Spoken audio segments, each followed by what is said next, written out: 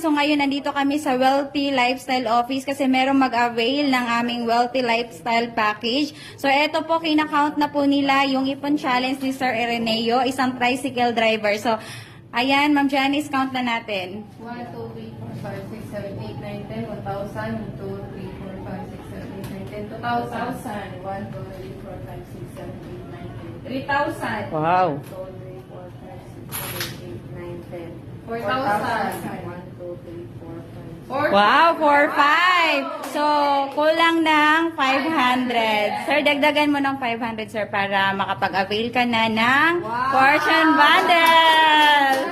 Woo!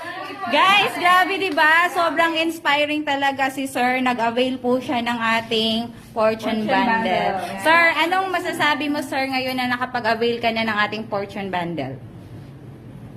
Happy?